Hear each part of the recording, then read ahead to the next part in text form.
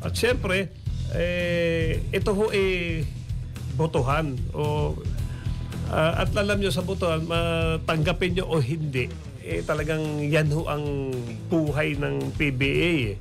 Sa botohan nagkakatalo. Maaring lamang ka sa stats, di ba?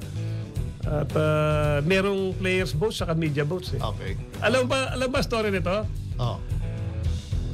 Lamang ng konti si Bearfield sa stats. Sa stats. Parang 1,071 sa 1,017. Uy, parang dikit yun. Dikit, Sa players, ang dahil pala bumoto kay Bearfield. Oh, okay. Oh.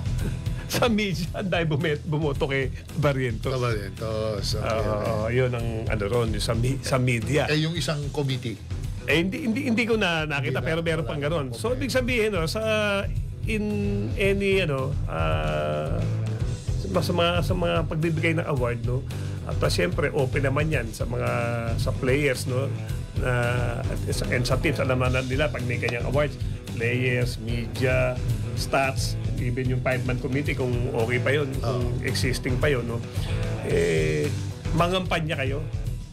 Hindi sapat yung lamang ka lang sa lamang ka sa stats, PPR ka sa mga ibang mga players, yung media dyan